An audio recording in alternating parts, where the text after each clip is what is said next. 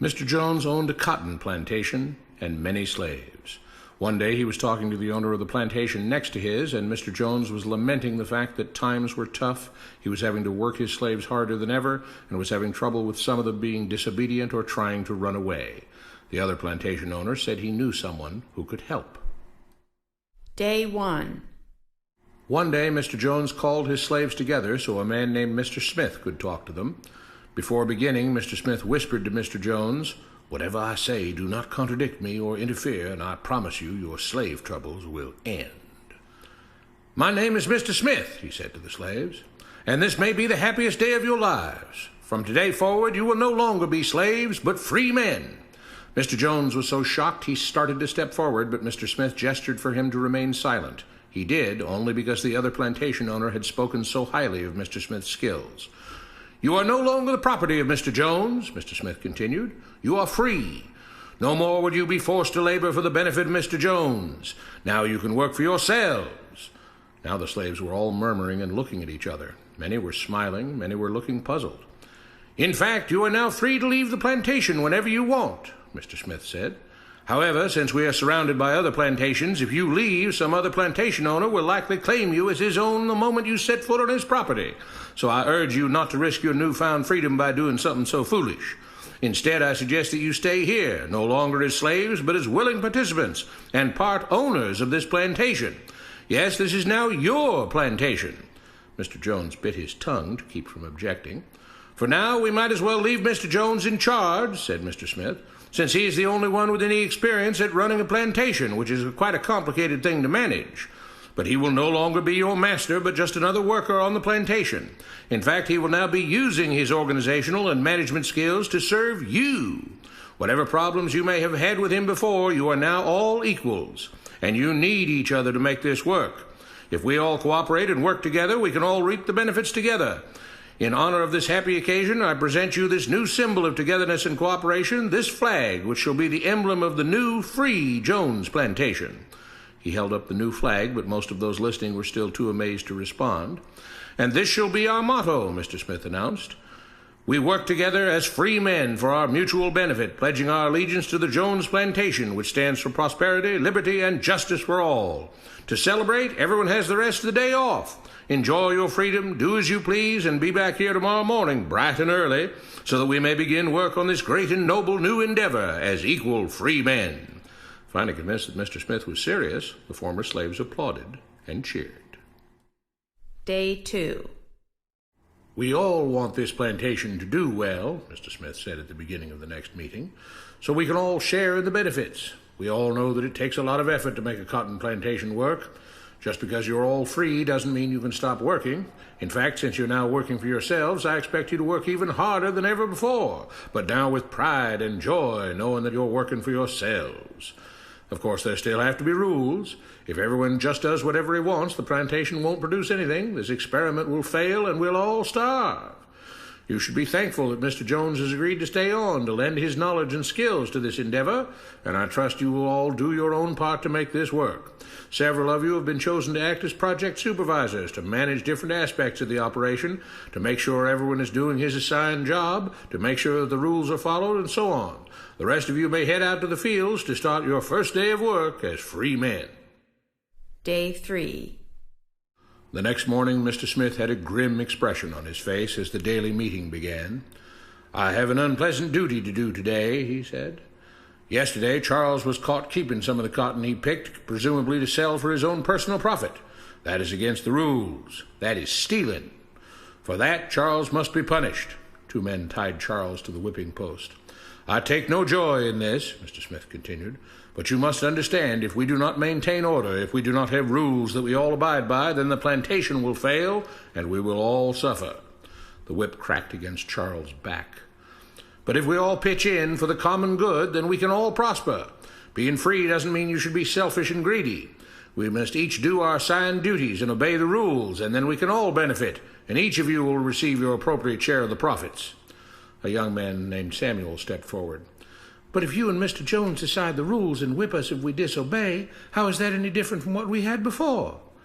"How can you say that?" Mr. Smith asked. "I'm shocked. You were a slave before, and now you're free.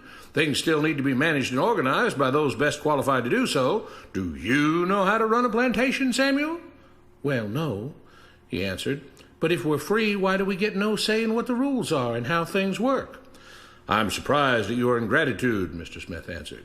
"None of you know how a plantation is run, so you're in no position to be making decisions about how things are done here. You don't seem to appreciate all the things that Mr. Jones provides for you, from protecting you from all the outside threats that you know nothing about, those who would come here, capture and enslave you, if not for Mr. Jones' protection, to making sure that you all have food and housing, tools to work with, that you're cared for when sick and injured, and so on. There wouldn't be a plantation at all, no cotton to pick, no land to plant and harvest, if not for him. You should be grateful that he's made possible the level of comfort you now have. Your lives would be far worse if not for him.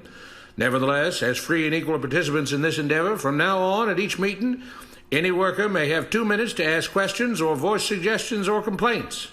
With that, the workers all seemed satisfied and headed out again to the fields to pick the cotton. Day 4. "I have a big announcement," Mr. Smith said as the daily meeting began. "Mr. Jones' cousin is here, and not just to visit and see how our project is coming along. It has been decided that from now on, you will be deciding who will manage the plantation.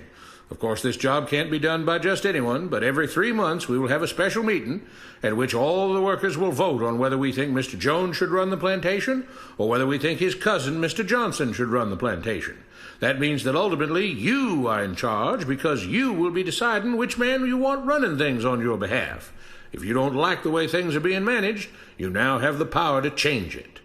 Amazed and pleased, the workers headed out again to the fields to pick the cotton. Days passed, months passed, a year passed, and the plantation continued to operate as before.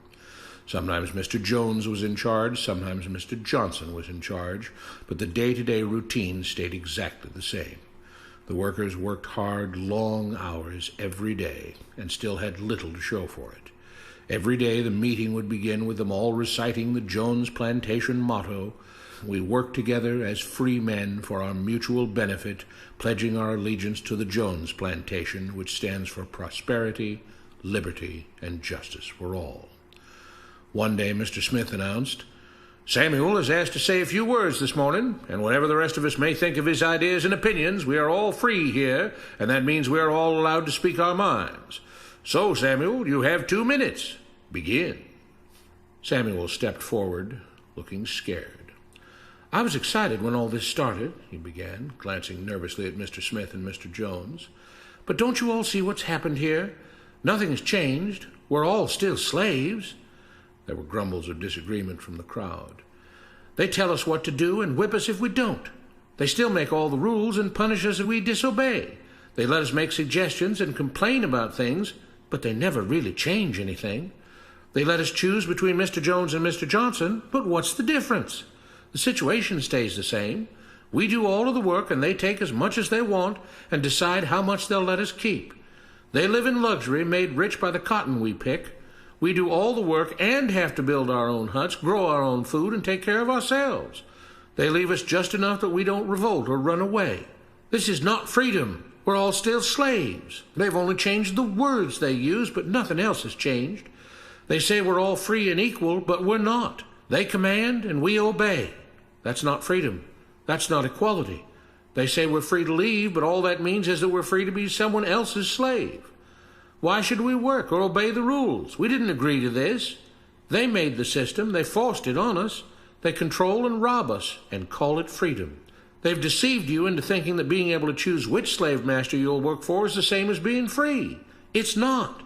Open your eyes. If you keep what you produce, they call it stealing. When they take what you produce, they call it sharing and fair distribution.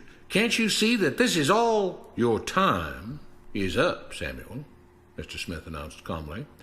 At his gesture, 2 supervisors grabbed Samuel by the arms and led him to the whipping post. I'm sorry, Samuel, but you've broken the rules. There are rules against encouraging others not to work and encouraging others to break the rules. You're only hurting all of us with your discontentment and your complaining and your disobedience. The whip fell, and Samuel let out a grunt. Without rules, without order, all would be lost. Without law, there would be chaos. We can't just behave as wild animals, each doing whatever he pleases. We must all follow the plan and all do our duty for the betterment of everyone. And those who do not must be punished. The whip fell again, and blood flowed freely from Samuel's back. Samuel, it is you who are stealing from the others. When you don't do your assigned work, you are making more work for others. When you disobey the rules, it is you who are endangering the future of everyone else here. You are the thief. You are the criminal. You are the one trying to destroy the arrangement that keeps us all safe and prosperous. At every lash of the whip, the other workers cheered louder and louder, some yelling curses at Samuel. Being spoiled and selfish, you complain about everything, talking as if you're oppressed. But you are the one ruining things. You are the one keeping us from being all we could be. It is your greed and your rebelliousness that is hurting all of us. They all play by the rules, Mr. Smith said, gesturing at the others. What makes you think that you don't have to? You think you're above the law? There were loud yells of agreement as the whip fell again. We must maintain order, Mr. Smith proclaimed, to make this plantation great, to make it so that we can all be happy and prosperous. To have the society we want, there have to be rules. We all have to contribute our fair share to this great endeavor, and we cannot tolerate actions and attitudes that seek to undermine the amazing things that together as free men we have achieved and will continue to achieve. Mr. Jones was smiling as he gave Mr. Smith a pat on the back. The crowd was cheering so loudly that none of them had noticed that Samuel had died.